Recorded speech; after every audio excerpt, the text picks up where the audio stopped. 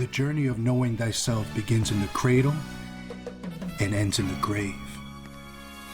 One way to capture those moments of ourself can be found in the shelf. Shelves have been around since the creation of ancient scrolls. My name is Dr. Walter Hidalgo, and I'm a father, teacher, world traveler, and coach. Join me as we explore together the stories of our shelves. This is Know Thyself.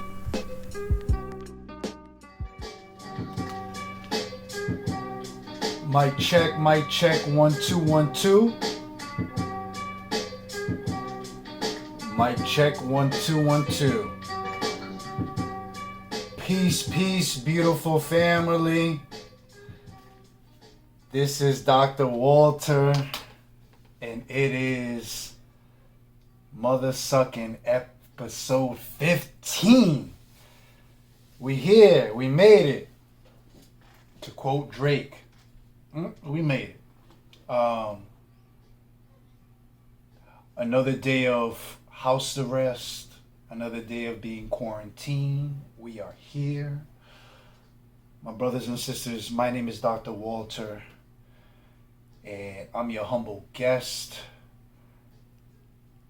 live and direct from the epicenter of the coronavirus, my brothers and sisters, in the world.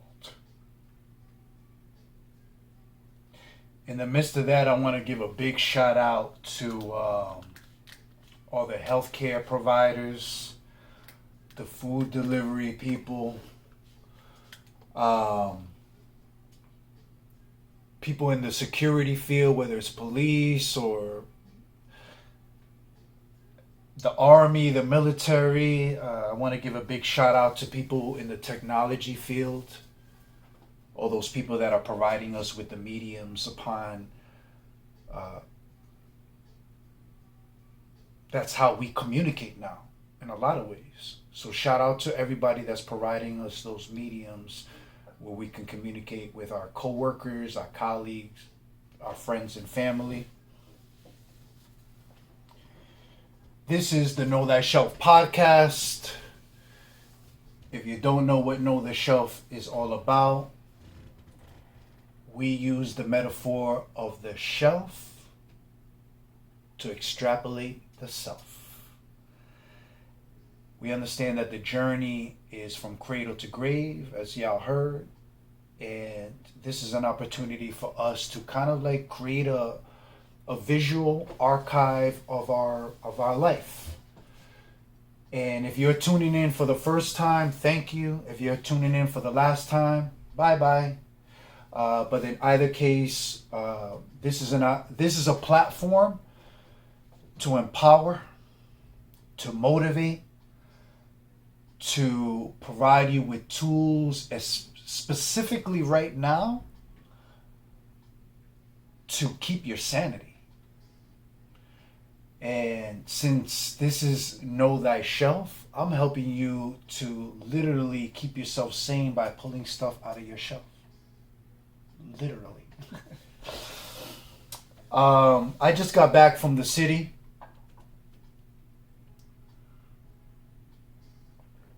Because like I said, I live in the outskirts. I went to drop off my daughter. And it's weird out there, yo. Super weird. Like I can't even, for those of us that are living in large metropolitan cities throughout the country, throughout the world, you already know when the masses get shut down and everything gets cleared and you are only moving about accordingly based on your necessities and needs, it says a lot. It shows a lot. It's an interesting metaphor. It's an interesting analogy, right? Like, is God sanitizing this world, yo? Is God like putting like some Lysol on the planet, just turning like, maybe wiping out stuff, maybe wiping out things that aren't needed, And no, I'm not talking about your aunt that just passed away from COVID. No, I'm not talking about your cousin that just committed suicide last week. I'm talking about like sanitizing those evil thoughts, that sanitizing your soul, all these things that we were talking about in previous episodes. If you don't know, now you know. I want to talk about two things today, folks. If the thing about the Know That Shelf podcast, I want to literally bring out things that are thought provoking, that push you, elevate you to the next level, especially now. Now that we're all confined, now that we don't got excuses, now that we are literally pushed to the corner, and the conversations that I've been having with people is, what are you made out of?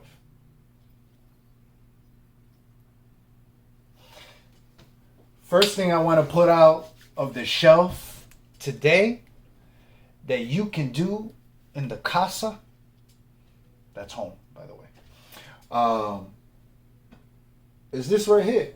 So one of the many hats that I wear, I be telling people I'm like the Guatemalan Jamaican, because I have like 50 things that I'm doing. That's the life of an entrepreneur, right?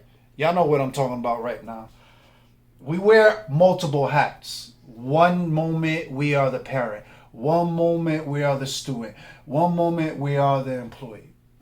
This moment I am the coach, right? I am the father. I am the home teacher. So for those of us that are confined at home, and we are, honestly, it doesn't even matter if you're by yourself, if you're single, if you're in a relationship, or you're with a family. This is another opportunity for you to align your mind, soul with the body. Allow yourself to fit in this new normal schedule that has pushed us to readjust our life. Facts. It's just what it is, right? So I'm just here trying to provide y'all something that you can do in the midst of you trying to figure out what the future looks like. In the midst of you trying to hold it down with your son and daughter. In the midst of you trying to deal with whatever circumstance that you're dealing with, right? Because the beautiful thing about working the body is that it releases endorphins, it releases dopamines, it releases things that make you say, you know what, I freaking got this, and you got this. So this is something that I pulled out of my shelf. I'm not expecting you to have this in your shelf, but what you can do, or as an alternative, is, I know that many of y'all, especially in the hood, have dice, right? And what we know about the dice has, like, I mean, this is like oh my God, forgive me, my math people. I know this appears three-dimensional, maybe not. It's like, kind of looks like a inflated pentagon. I mean, it looks like, how many sides here? I'm not even trying to figure this out, right? But you get the point. If you notice here, 15 jump lunges, 30 second side planks, 15 jump squats, water break. If you have a dice, two dices, roll them up, or even one, roll them up. Oh. And if it comes out to two, the person that rolled it, or the other person, depending on how you do it, you do 2 push-ups. Roll it again. Comes out to 5, do 5 jumping jacks. If it comes out to, if you do 2 dice, right? If it comes out to 3 and 7, Wait, is there a 7 in the dice? No. If it comes out to 3 and 5, what's that? 8, right? How about 8 push-ups? How about 8 squats? How about 8 decline push-ups? Again, super simple, super convenient. It keeps you on your A game. Literally, folks, if you spent 5 minutes of just doing this alone with your child, especially if it's a younger person, they're gonna love it. They're gonna have fun. They're gonna feel like working your body is fun. If you feel working your body is not fun, like everything else, work, your relationship, if it's not fun, let me reassess this. This is a reassess moment right here. Utilize the dice. Another way you can do this, if you can find a different way to have this roll or have flat surfaces, but at the same time it can roll, you can create your own different things. In the same way that I talked about the blue tape, you can even have one section say, how about you call somebody you haven't spoke to in 2 years? Ooh, add a twist to it. Or what about meditate for 30 seconds? Speaking of, all right, so I want to take the second thing that's out of my shelf. And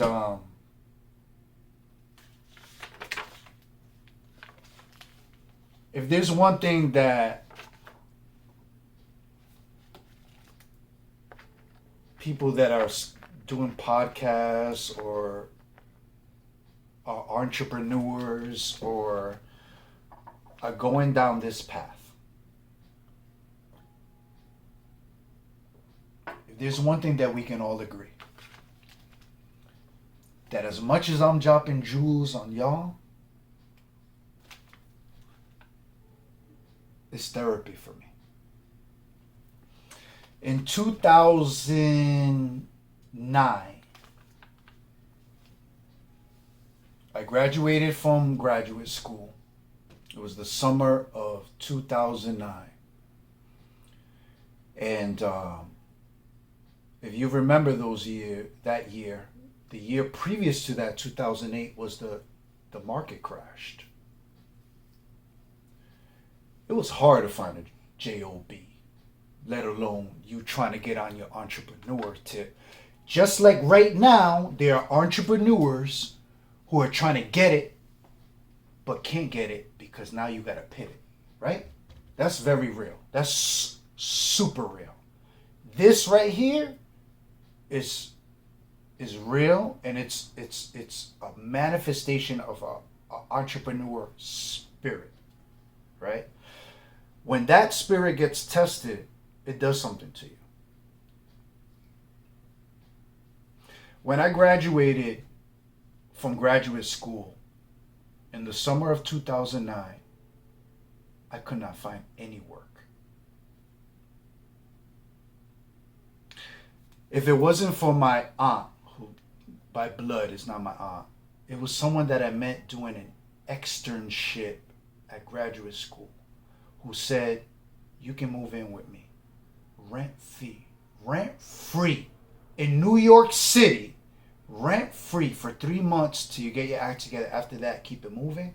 And mind you, I had other options. I could have moved in with this friend and that friend and this friend, but I knew I wouldn't get my focus up because I knew they were on another level.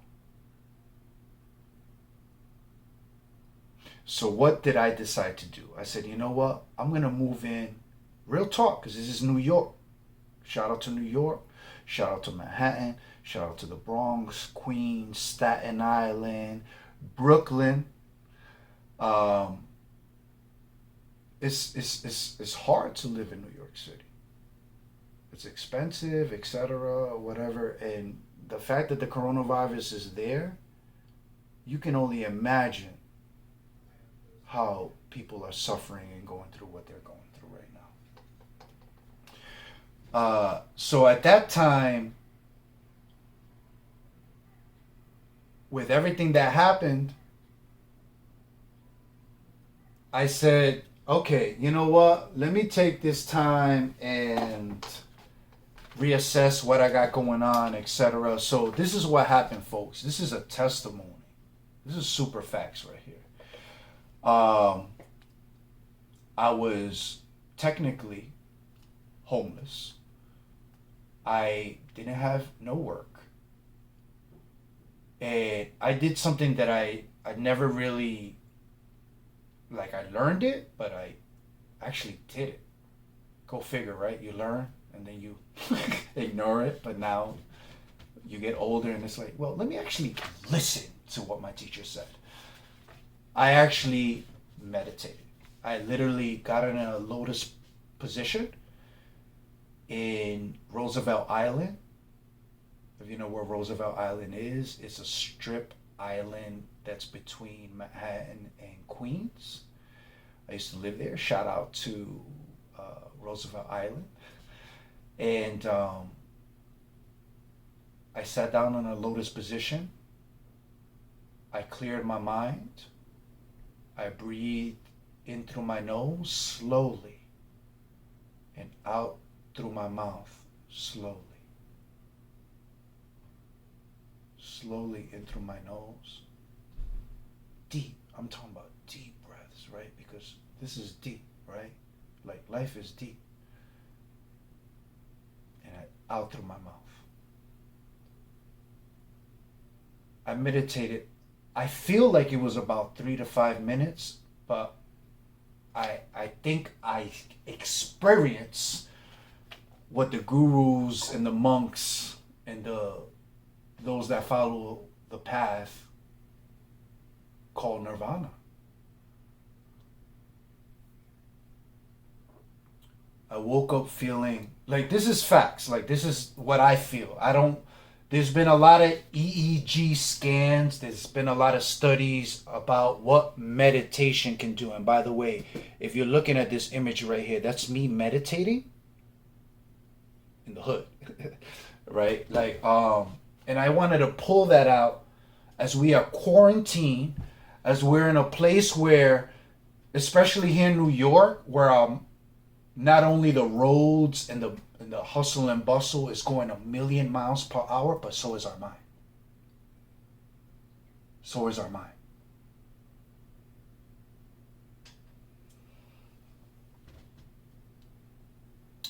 Common, the rapper, the MC from Chicago. Shout out to Chicago, my Chi-Town family. I was just actually on the phone with a good friend from the west side of Chicago.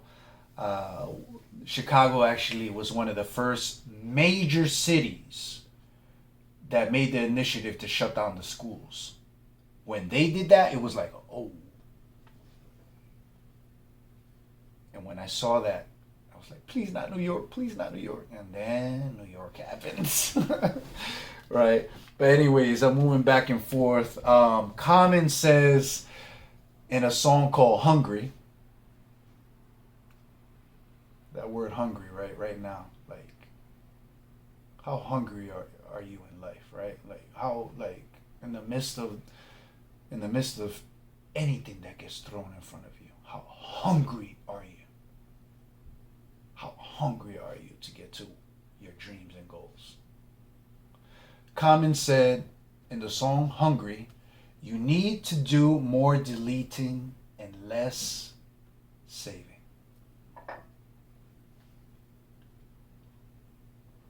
You need to do more deleting and less saving.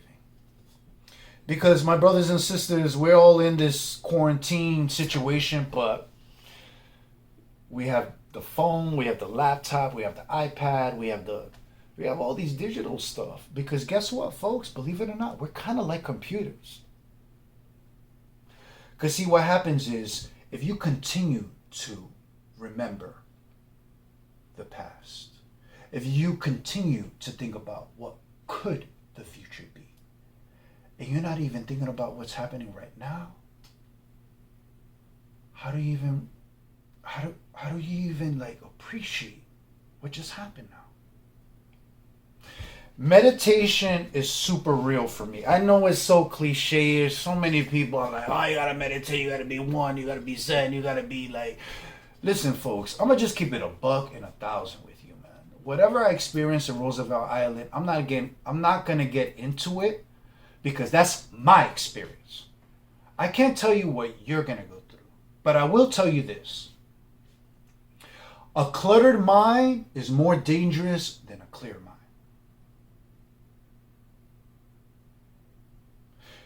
If the teacher comes in and she's thinking about this, thinking about that, I hate this, I don't want that, and that teacher's going to teach your kid, you need to do more deleting and less saving. Clear the mind, meditation, breathe in and out, intervals. Stop. Listen, I know everybody's home. I'm not saying go to the corner, light up candles, and be in the lotus and be in this space of not everybody can do that. Not everybody has the luxury or the discipline to do that. Here's what you can do though. Walking. I'm not just talking about walking like just to walk. If you're in New York, if you know what's up in New York, we don't walk. We like semi-jog. Go somewhere quiet, preferably the park, and walk. And I'm not just talking about walk. I'm talking about walk slowly while you're breathing. Slowly breathe and walk. And don't think about anything. Just smell, breathe, and walk. Slow, step by step. Feel everything that's going through your body. Driving. I know that's a luxury. Not many people can do it. But driving is actually a form of meditation. Because when you're driving, especially long distance, you get into a zone. You ever feel like when you're driving, you're thinking so much or talking to so much, you already realize like, sheesh, I'm already about an hour into driving. Because you're in a zone. Meditation gets you in a zone. If you can drive and have the luxury of just getting in a car and driving, super therapeutic, super meditative, and it will liberate you. Mantras. Mantras are very deep. Kind of like the vision board, kind of like when you write sticky notes, and that's going to be another episode. Kind of when a mantra is something that you keep telling yourself over and over and over. Because see, again, there's always going to be people telling you, you ain't. You're never going to be. You won't be. Oh, but see, here's my mantra. I have a purpose in this life. I have a purpose in this life. I have a purpose in this life. I have a purpose in this life. I have a purpose in this life. I have a purpose in this life. I have a purpose in this life. And I constantly tell myself that. I don't give a if it's in the car, if it's in the corner, if I stop jogging and I cry and I can't think. I got a purpose in my life. I got a purpose in my life. I got a purpose in my life. I don't care what that mantra is. I'm going to defeat this. I'm going to defeat this. I'm going to defeat this. I am love. I am love. I am love. I'm worthy. I am worthy. I am whatever it is for you. I am happy. I am happy. I am happy. Whatever it may be for you. That's another form of meditation. And the dope thing about meditation, and studies have shown this. Look it up. This is not fact-checking time. There's so much information and misinformation out in the digital world. You don't got to believe anything that I'm saying. That's the beauty of it. But I will tell you this. For my life and my own research and what I've seen as a father, teacher, coach, and world traveler. It decreases stress. It decreases anxiety. It decreases anger. It increases clarity. It increases dopamines, it increases endorphins, it increases focus, calmness. There's a reason why they call it a pandemic. Again, pandemonium. You need to do more deleting, less saving. If you have a lot of pandemonium, a lot saved, and you're not deleting that off, you're going to self-destruct. You're going to shut down that computer. My friends and my family, I recommend that everybody meditate, because meditation saved my life. When I was about 8, 9 years old and I was taking martial arts, and my sensei said to us, mind you, it was the first time any human being ever said this to me, ever. He said, I don't want you to think, I don't want you to reflect, I don't want you to talk, I don't want you to say anything. Clear your mind and breathe. Clear your mind, folks, and breathe. Breathe. When you breathe, you take in the nutrients of Mother Nature. If you got right people by your side, you take in the positive energy from them. It's so powerful that I don't care if this thing is airborne or not. If you right with your mind and your heart and you do this right, no weapon shall ever destroy me. I'm sort of paraphrasing that biblically. With that being said, family, I want to close this out with a quote, as I always do. I hope that this provides y'all with some form of inspiration as we continue to be quarantined. It's Aries season. It's April. I'm an April baby. I'm excited. I'm energized. And I'm super happy that y'all were able to spend this time with me here today. I close us with this quote, which is anonymous. And it reads as such. Fear does not stop death. It stops life. Peace, family.